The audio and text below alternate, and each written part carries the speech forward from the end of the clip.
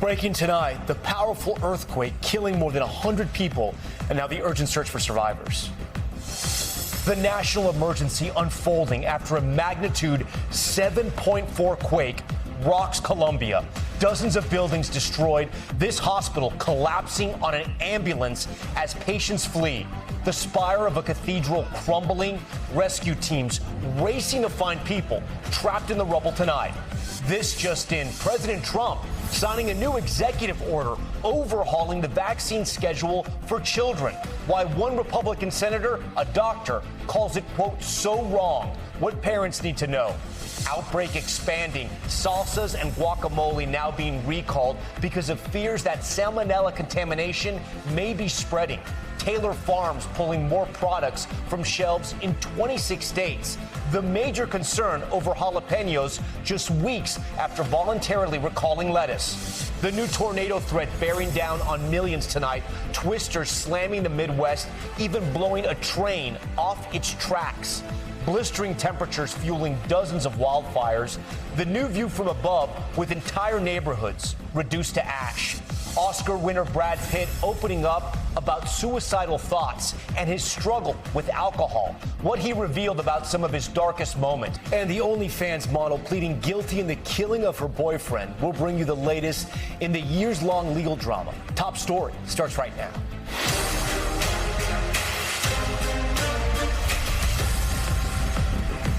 And good evening. We begin tonight with that catastrophic earthquake in Colombia. More than 100 people killed in the 7.4 magnitude quake. Now the race against the clock to rescue survivors from the rubble. Video shows the frightening moments. Entire buildings come crashing down as people run for their lives. Frantic travelers at this airport holding on to pillars as the ceiling collapses around them. This video is so crazy. And landmarks toppling as well. Crosses and steeples on top of churches crumbling under the force of that earthquake. And there were chaos at hospitals, too, because parts of this one splintering into pieces with patients and medical staff still inside.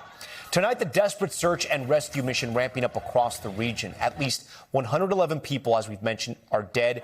Dozens more are missing, according to the president of Colombia. And authorities say the death toll is sure to rise. It's just the latest devastating earthquake in South America following that horrific one in Venezuela that killed more than 6,000.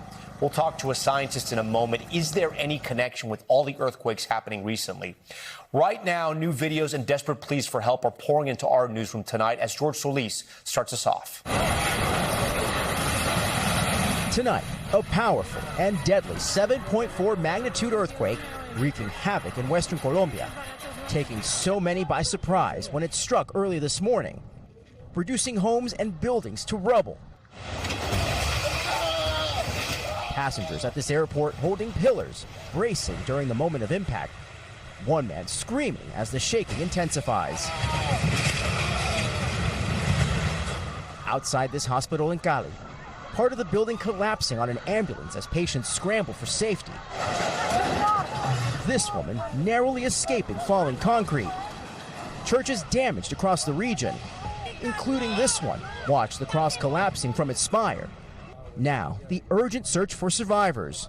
Rescue teams removing debris and working quickly to find those still trapped. Authorities say more than 100 people have died. The epicenter of the quake, San Jose de Palmar. Nearly 70 miles away in Pereira, people frantically running. In Medellin, Sam Simpson says her family ran for safety. I am shaking so hard right now. An earthquake just hit. And recorded this video moments after they felt their high-rise shake. So we just grabbed our dogs and held on, and the building was swaying so much. It really felt like it was going to crack. Tonight, Simpson and her family still reeling as everyone fears if more is on the way. You know, it's really hard. Tonight, the focus remains on the search for survivors. Colombia's president says 6 of the country's airports are closed from damage, which will only make getting critical aid into the country that much harder. Tom? George Solis leading us off. Joining us now, a journalist who experienced the earthquake firsthand, NBC Miami reporter Valerie Ryan, who is live tonight for us in Bogota. Valerie, thank you for joining Top Story. So we're glad you were safe, obviously. You were in the capital, which is about 250 miles from the epicenter. But this thing was so powerful, you could actually feel it shaking there? Yeah, it was about 7:30 in the morning, Tom. I was actually sleeping. I was awoken out of my sleep because I was rocking back and forth in bed. And immediately I'm staying with family. A cousin of mine had screamed, "It's an earthquake. It's an earthquake. We need to get out." Immediately, we run out of the house. Luckily, it's not an apartment building, so we were able to get out fairly quickly. You come out onto the street, the entire community is out on the street with their pets, holding each other, trying to figure out what's going on. That quake lasted probably about 90 seconds, but it felt like an eternity. You're standing on concrete. The way that I would describe it is you're on the street and it feels as if you're standing straight up, rocking on a boat. And the thing that is so, that nobody can describe is the fear you feel. You understand the power of Mother Nature in that moment. And you're kind of just waiting for everything to pass. So we were experiencing that. Luckily, Bogota did not see any structural damages, nothing that was reported by officials compared to what we're seeing in places like Cali and Pereira. But it was a very scary situation for all of us. And a very strong quake, one that locals here had said that they have never felt something of this magnitude. You're on the ground there, and we've been covering this. We've been seeing all the videos coming in, and there's still videos coming in at this hour. What is the sense there in Colombia? I mean, because I know you can see the local reporting there, and you're hearing from friends and family around the country. The big thing is that communication is very difficult right now. For people that are here and have not been impacted, if you live in Colombia, you most likely have a friend or a family member who lives in a different area, Western Colombia. Those areas that have been very, very hard. We're still trying to get in contact with some family members. I do have some friends that have family there, and describe the destruction that we are seeing in these videos, collapsed buildings, people not being let back into apartments because they don't know if they're structurally sound, missing people. So right now, we're kind of hitting the 12-hour mark, and it's still the big thing is the uncertainty of, is my loved one okay? And what are the next steps? Okay. Valerie Ryan, we want to thank you so much for joining Top Story tonight. Please stay safe out there. We also want to talk to tonight Lucy Jones. She's a seismologist and author of Big Ones, How Natural Disasters Have Shaped Us. We thank you so much for joining us tonight. So in just the last few months alone, we've reported on earthquakes in Venezuela, in Colombia, and Japan. I'm not a seismologist, right? Are they connected at all? Are any of them connected? And what is this telling us right now about the planet? No, they're not connected. We have spent a lot of time trying to understand how one earthquake triggers another, right? That does happen. We have aftershocks. But we've been able to demonstrate that we only see a signal beyond random if you're within a few hundred kilometers. It scales with how big the earthquake, but these are all too far apart to have been triggering each other. It feels like it because we notice the earthquakes that are near people. But in fact, there's a magnitude 7 somewhere in the world, usually every month, sometimes more often. And we notice the ones that are near people, but in fact, the Earth doesn't care if we're there or not. Yeah, we also saw a volcano, or I should say eruptions in Guatemala, and then we also have some activity in the Caribbean as well. And again, you're saying all these things are a little different. Is the planet telling us anything at all? Should we be, there's obviously people that think these things happen in threes, but should we be aware or at least be on watch for anything else? Well, let's put it this way. We always should be. This occurrence doesn't tell us that something has become more likely. But when they're far enough apart, we tend to forget that they're there and then are surprised each time they come. And we shouldn't be. We should know that a 7 happens in the world every month. And it's just whether or not we're near them. And all of it's really quite random. We want a pattern. That puts it in perspective. I mean, the big fear living in the States, you think about, your fellow citizens and California, right? And the big fears there. I'm old enough to remember that big earthquake that hit San Francisco. And you just always fear for the people of California. Can we pull anything from this? But it sounds like we can't. These are just sort of random things that happen, and the Earth just does this.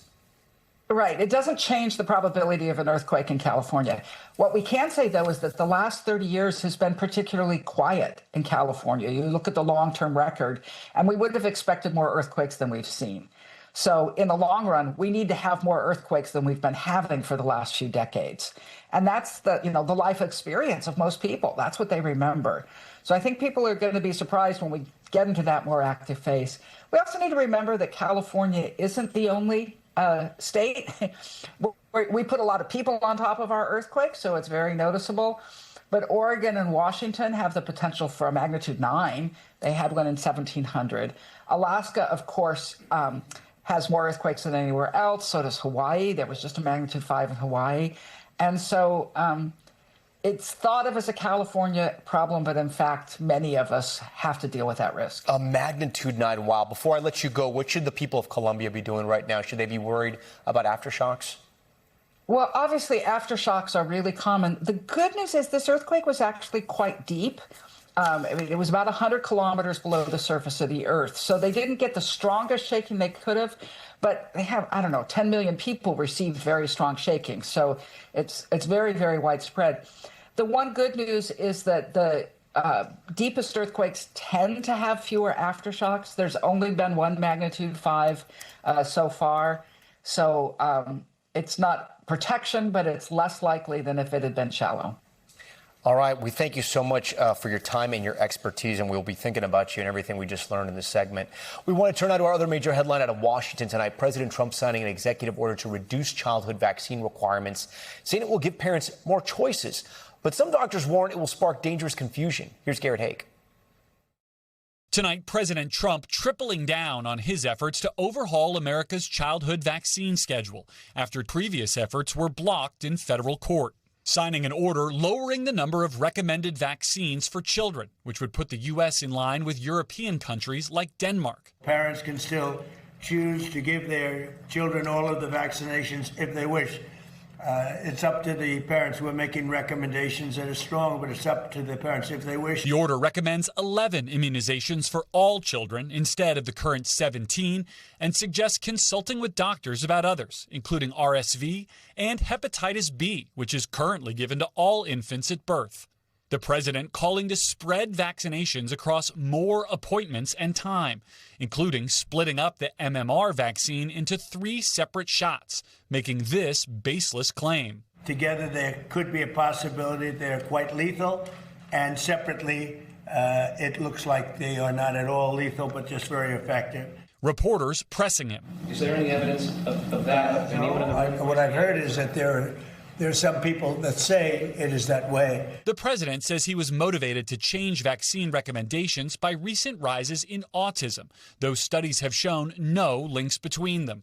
The order blasted by the American Academy of Pediatrics. The executive order that was issued today is going to cause more confusion and fear in families. That is both unnecessary and inappropriate. And Republican Senator Bill Cassidy, a physician, saying parents should listen to pediatricians, blasting the new recommendations as, quote, so wrong.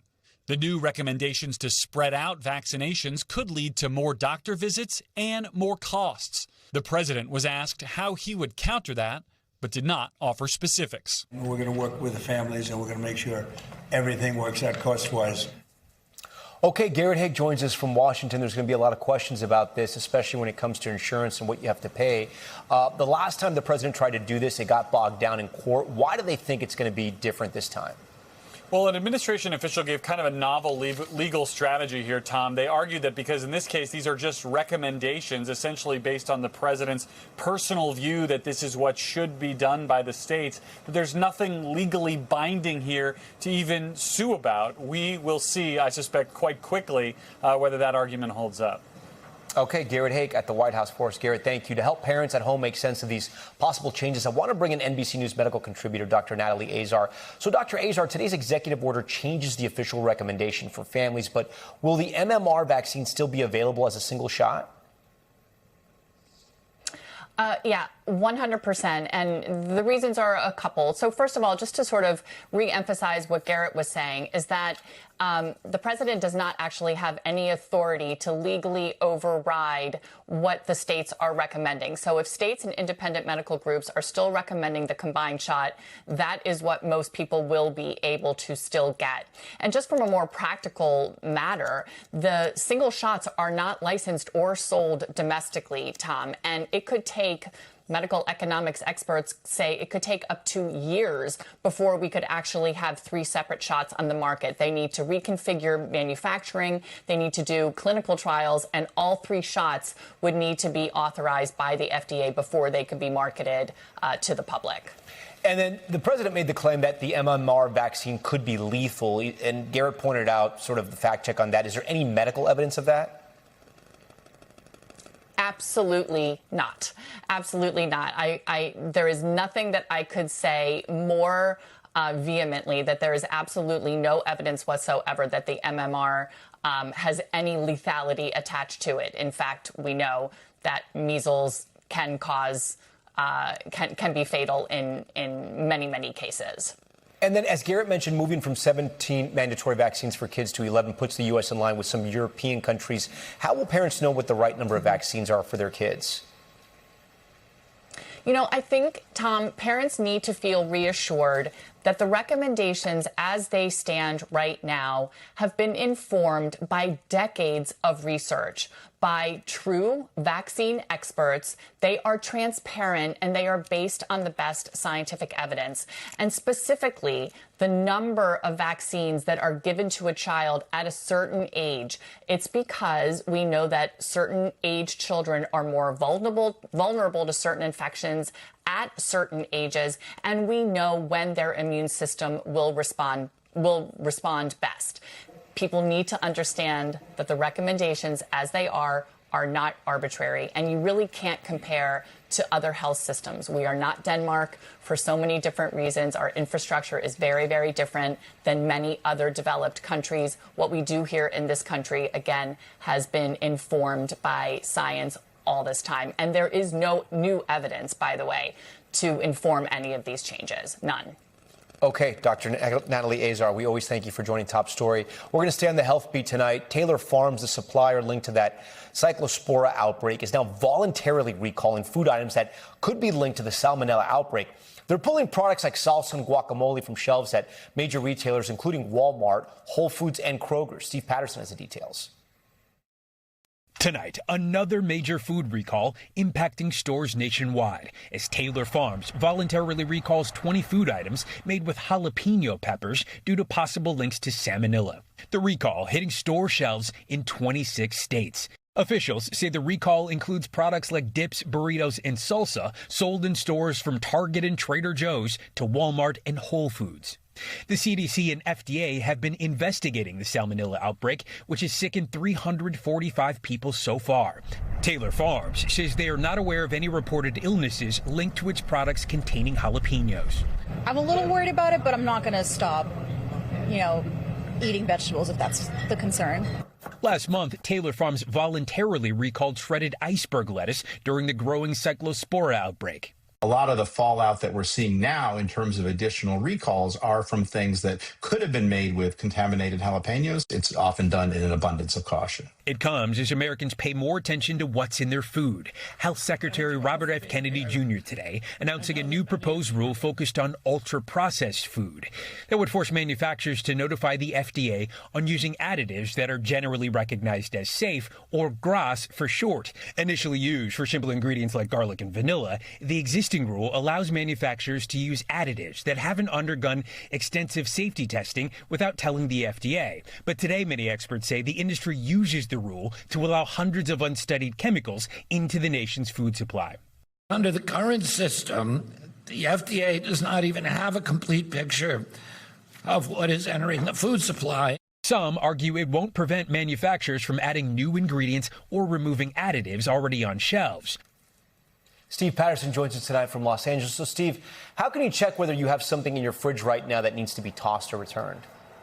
So, Tom, there's a full list of products on the websites for both the CDC and FDA. They are specifically calling for any of those items with the best if used by date up to and including August 16th. If you think you have one, throw it out and return it or disinfect any of the surface it may have touched. If you feel sick, of course, call your doctor right away. Okay, Steve Patterson with some good tips for our viewers. Steve, we thank you for that. Also tonight, we're tracking the severe weather threat impacting millions of Americans, from powerful tornadoes in the Midwest to extreme heat and wildfires out west. Angie Lassman is following this for us. Just fully condensed, car picket, just fully condensed. Severe weather slamming the nation's heartland. At least 5 reported tornadoes in Illinois and leaving a trail of destruction. In Ransom, this drone video shows a train blown off the tracks. Daylight revealing the extent of the damage. Homes unrecognizable. Buildings ripped to shreds. And power lines toppled onto roads, many now unpassable. In Chicago, torrential downpours soaking the city. The heavy rain even delaying Sunday's White Sox game. Meanwhile, the unrelenting heat impacting almost 45 million people across the country, with scientists saying this July was officially the hottest month on record in the lower 48 states. The blistering temperatures continuing to fuel over 85 raging wildfires in the West. The fire is right here. This video shows flames dangerously close to a road in Wyoming. While in Oregon, firefighters continue battling infernos from the air, the sky turning eerily orange. And in Washington state, these dramatic photos show the scale of destruction in a neighborhood near Spokane after wildfires destroyed hundreds of homes, as Mother Nature continues causing chaos across the country. Our thanks to Angie Lastman for that report. I want to get right to our good friend meteorologist Bill Cairns. He's in the house tonight. So, Bill, dangerous weather tonight. I know you guys are forecasting more action. Yeah, 250,000 people without power in the mid-Atlantic from these storms that raced through Washington, D.C., Philadelphia, Baltimore, all the way back through Ohio. In all the blue dots on this map show you where we've had people that have reported wind damage, and a lot of those issues have been reported in the mid-Atlantic. That's why we have so many power outages, 155 wind reports. It's almost off the coast, but our friends in Norfolk and Virginia Beach have a nasty thunderstorm over them, and severe thunderstorm warnings now passing out of the Richmond area. Tomorrow, we're going to do it again, but a little more dangerous. We think the storms are going to be a little more powerful, probably more power outages. We're talking about our friends from Chicago through central Indiana, Indianapolis included, Cincinnati to Columbus, and then those storms will head down into West Virginia. This will be 2 days in a row for storms in West Virginia, and if you've ever been through West Virginia in the mountains, it's not good when it pours 2 days in a row. You get a lot of flash flooding issues. We already have a flood watch for 9 million people in this little area here around Charleston. This is a moderate risk, so Tom will probably be talking about that tomorrow. West Virginia has a history of some really bad flash flooding events. Tomorrow could be one of those dangerous days. I'm sure we're going to check in with you again tomorrow night. Okay, Bill, thank you for that. Tonight, President Trump responding after Iran released a new list of demands to be met before it will stop firing on commercial ships in the Strait of Hormuz. Keir Simmons is in the region for us and has the late details. Tonight, the stalemate over the Strait of Hormuz. Iran demanding what would amount to billions of dollars before it will stop attacking commercial ships in the strait. And President Trump now pushing back. They asked for money for the damage that we've done. I said, that's a good idea. Well, we're going to ask for money for the damage they've done over a 50-year period. The president pointing to decades of deadly Iranian attacks on U.S. soldiers and what the UN calls Iran's alarming increase in executions of Iranian protesters. And maybe damages for the 52,000 protesters over the last 4 months that were killed in Iran. We think their families should get damages. And Iran demanding more concessions than the previous ceasefire, which collapsed when Iran started firing on commercial ships, including that the U.S. military leave the region. The renewed standoff suggesting the Strait of Hormuz will not reopen anytime soon, with oil prices rising again today. We control the strait 100%. Now, can they make trouble? Yeah, they can make trouble. But they're broke. Okay, with that, Keir Simmons joins us live from Doha, Qatar. So, Keir, where do talks go from here? Well, they're not moving very fast, Tom. President Trump saying that he is only semi-negotiating with Iran, a quote, that he's low-keying it. Meanwhile, Iran's supreme leader reshuffling the leadership of his Security Council, putting someone in who is described as a pragmatic hardliner. There are some who believe that both the US and Iran are pausing but are resetting for a potential conflict at a later date. Others think the Iranians are watching the US political process closely and actually want to wait until after President Trump or when President Trump is less powerful to renegotiate. In any case, Tom, it looks like we'll be talking about the Strait of Hormuz for some time to come. Tom? I agree with that. Okay, Keir Simmons first. Keir, thank you. Still ahead here in Top Story, Brad Pitt's revealing new interview, opening up about some of his darkest moments and breaking his sobriety after 7 years. Plus, growing controversy in the WNBA, a player ejected for this hard foul. Look at that. So why is the other team's coach defending the play? And the legal decision just in tonight that could have major implications for social media and big tech. We'll explain. Stay with us.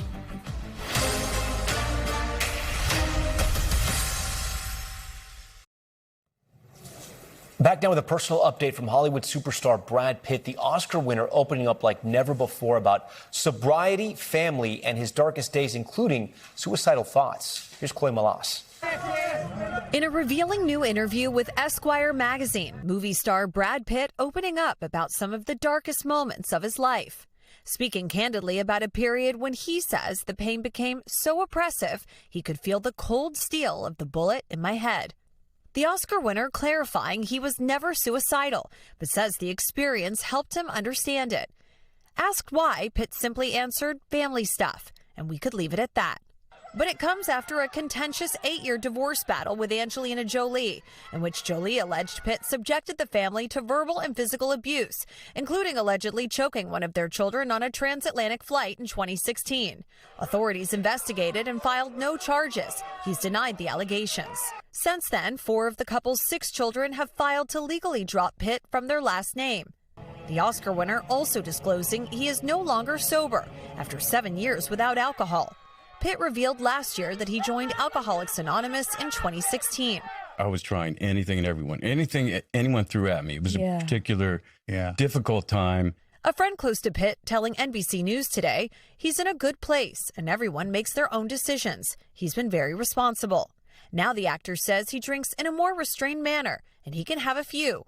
The Hollywood icon telling Esquire he no longer tries to climb out of the hard times. Instead, I just one day woke up and it just felt a little sunnier.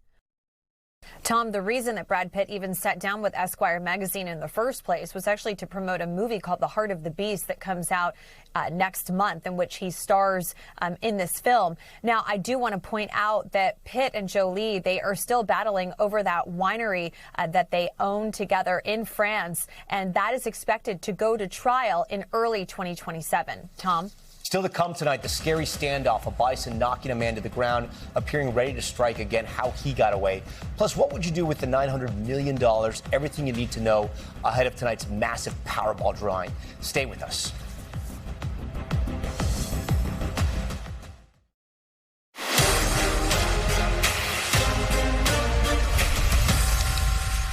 We're back now with Top Stories newsfeed, and we start with a major ruling tonight that could impact the future of social media.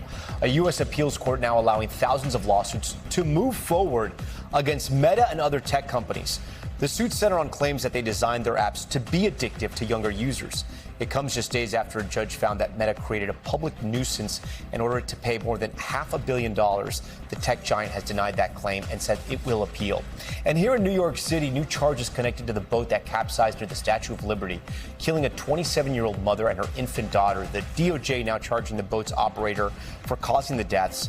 Federal officials say Manuel Hernandez was operating without a license when the vessel flipped over on Saturday night. There were 14 people on board. The boat was only 22 feet long.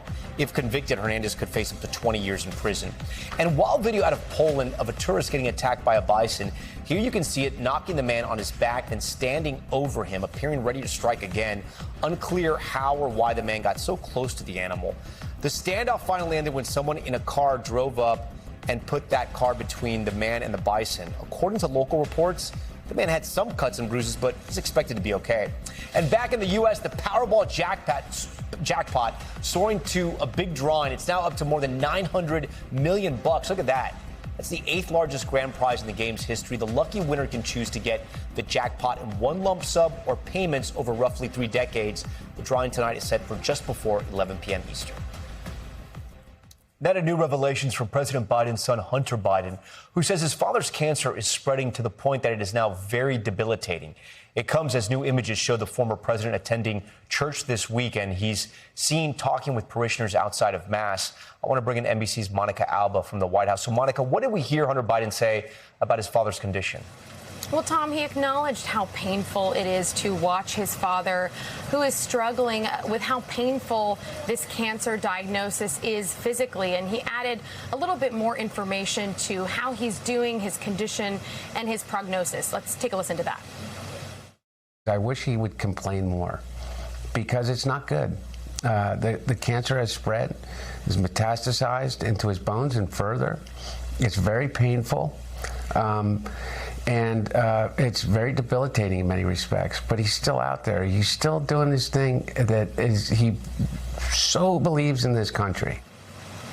Now, this is a stage 4 prostate cancer that we are talking about here, Tom. And according to medical experts, the fact that Hunter Biden is talking about this spreading to his bones, we knew that from former First Lady Jill Biden, who had talked to our own colleague Craig Melvin, saying that that was the case and that the former president would be living with cancer for the rest of his life. But the fact that Hunter Biden talked about it spreading beyond the bones and further means that that could potentially have gone to some of his internal organs, to his liver, to his brain, to his pelvis. We simply do not know, and it's unclear whether at this time the Biden family is going to share any additional updates about that. We know that the former president had received some treatment for this, and as you mentioned, he has been seen at events. He did go to the opening of the Obama Presidential Center earlier this summer, and he is supposed to have a book coming out in November, but it's unclear exactly what kind of a book tour or media engagements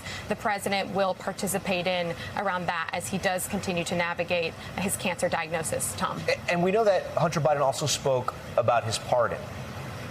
Yeah, and of course, this was extremely controversial at the time. This was toward the end of former President Biden's time in office. And in different interviews, his son, Hunter Biden, who of course received that pardon, has said that he believes in his view that his father chose, his son chose him over his legacy, and that he wishes, he says, in some circumstances, that hadn't been the case because of what it might mean for how history will view that decision and former President Biden. But ultimately, as a son, Hunter Biden says that he is grateful to his father for doing that, but he acknowledges how unfair it might appear. Here's a little bit more of that.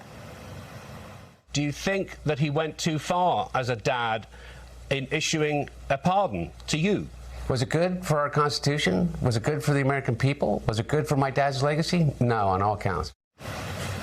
And again, Tom, that may be something that President Biden delves into in that new book that's coming out that is going to examine his time in office before, of course, he made that decision after a disastrous debate performance to abandon his candidacy and drop out of the race before leaving office.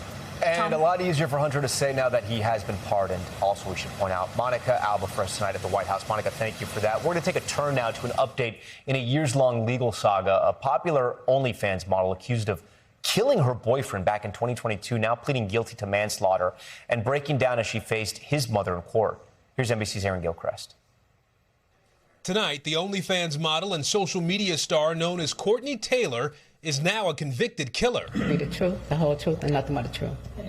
The 30-year-old, whose real name is Courtney Clenny, pleading guilty today to a reduced charge of manslaughter for the 2022 death of her boyfriend. Are you pleading guilty because you are in fact guilty, or you believe this is in your best interest? A Miami-Dade judge sentencing Clenny to 6 years in prison instead of the 30 years she could have faced with the original second-degree murder charge. With time served, Clenny is looking at 2 more years in jail plus probation. Ms. Clenny, I find the plea has been entered into knowingly, voluntarily, and intelligently. Clenny rose to fame on OnlyFans and has more than 1 million social media followers. Her boyfriend, Christian Toby Obumseli, was found dead at the couple's luxury condo in Miami in April of 2022. The state's attorney said Clenny stabbed him to death after a tumultuous relationship with a history of arguments and fights.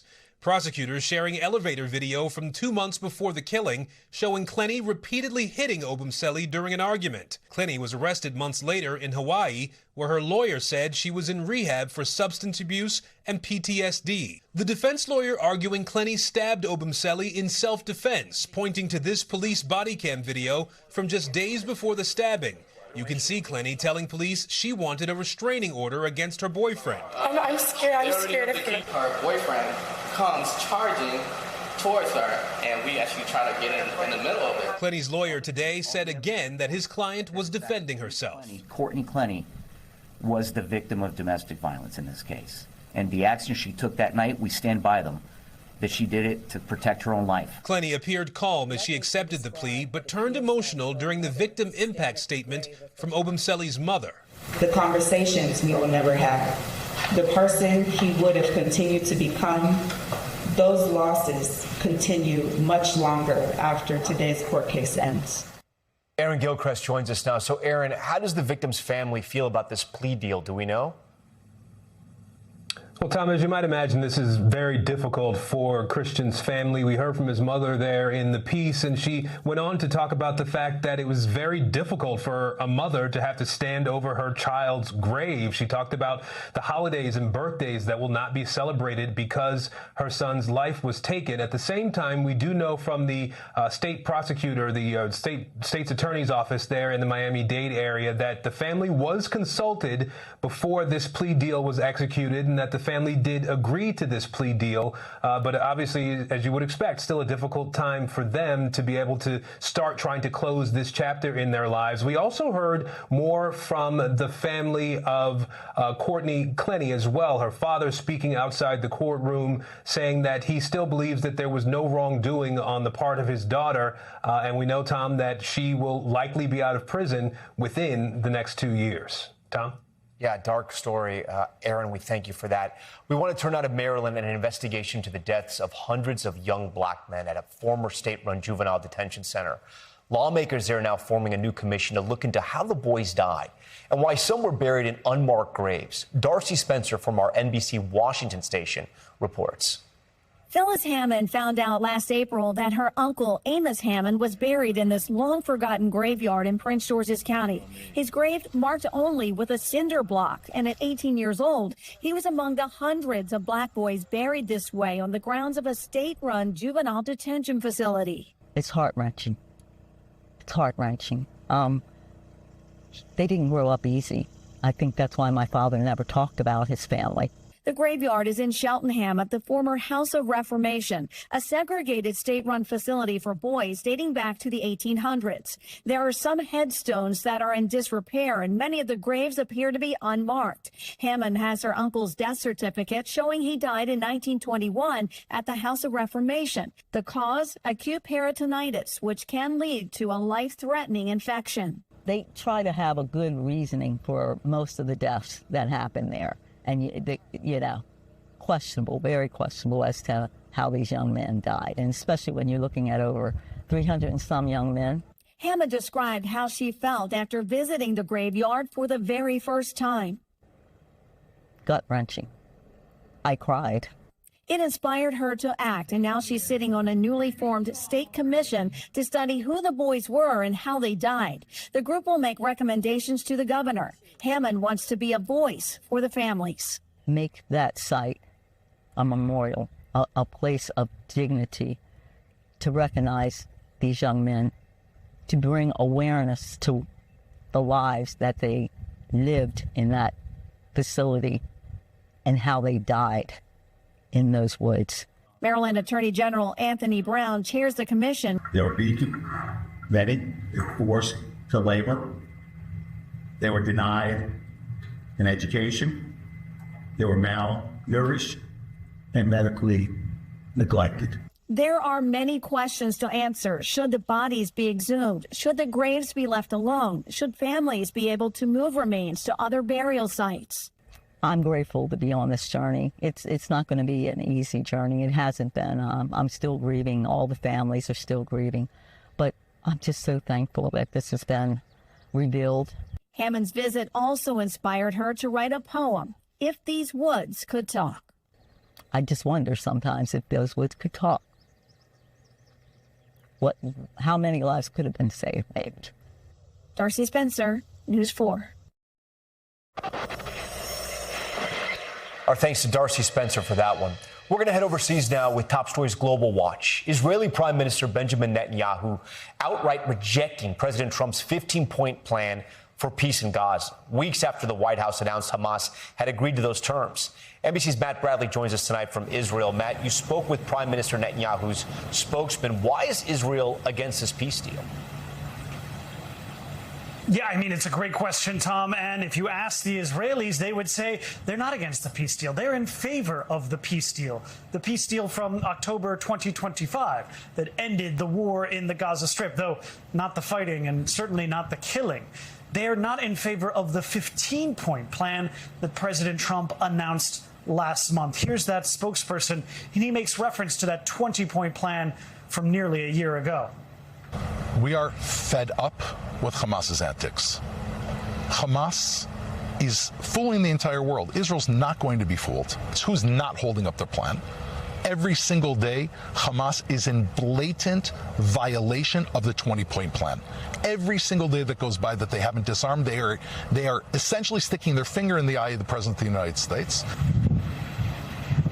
So Hamas would say in response to that they are abiding by the plan and that it's Israel who is in violation by continuing their attacks on Hamas targets, on what Israel says are Hamas targets in the Gaza Strip, and by not withdrawing further than the so-called yellow line that was detailed in that October 2025 plan. Now, as you heard, the Israelis would say that they're not going to withdraw until Hamas disarms. Hamas says they won't disarm until Israel withdraws. It's a chicken and egg conundrum that really locks us into this diplomatic gridlock that really hasn't changed since October 2025 when we saw the fighting end.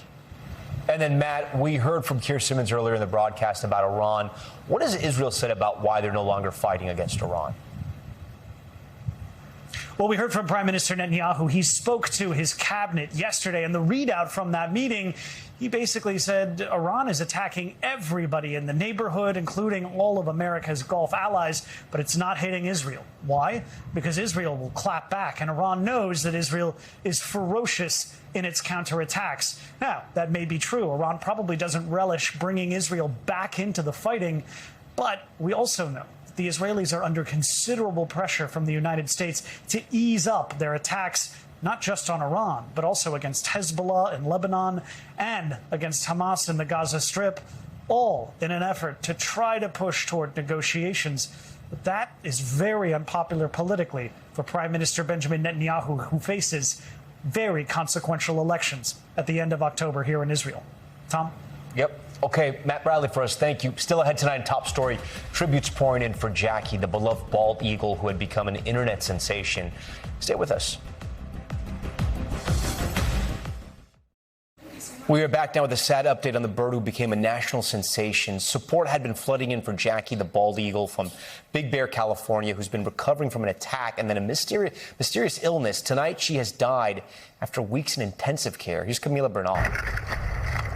A final flight for Jackie, the famous bald eagle from Big Bear, California, who became part of thousands of people's lives through a 24/7 stream.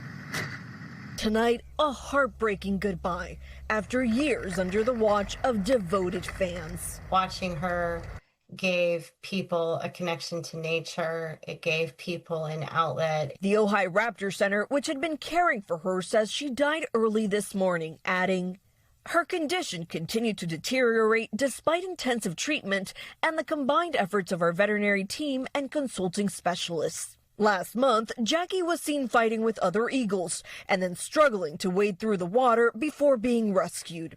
She'd been in intensive medical care for more than 3 weeks after a mysterious illness unrelated to that attack. But it was the sweet moments with her family that drew millions of views. Many watched Jackie and her mate Shadow build a home, weather brutal winters, and raise their eaglets together. Now, condolences pouring in. She was fierce, she was gentle, she was very dynamic. The center saying we're deeply grateful for the way Jackie brought people together through a shared love of wildlife. Because even though there's now an empty nest, Jackie filled the hearts of so many. Camila Bernal, NBC News. When we come back, the extra sweet birthday surprise. We'll show you the moment this boy surprised his big sister during a very special family tradition, why it had her in tears. That's next. Finally tonight, one family's emotional birthday tradition going viral. Each year, the birthday kid shares the first slice of cake with the person who helped them the most that year.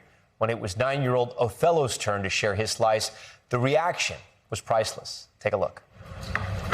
This piece of cake.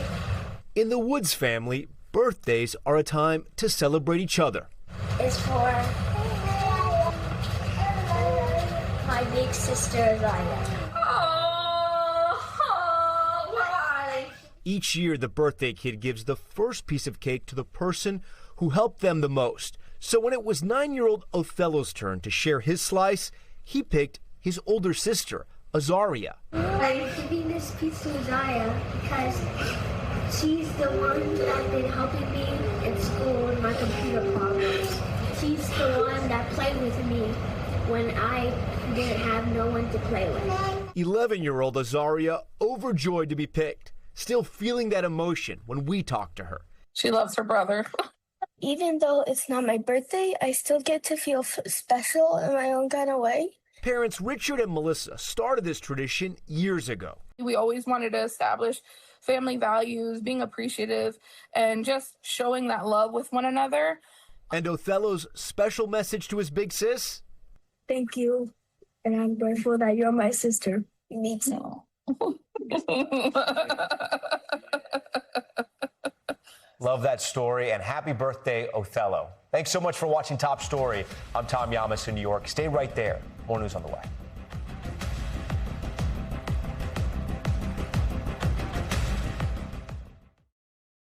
We thank you for watching, and remember, stay updated on breaking news and top stories on the NBC News app or watch live on our YouTube channel.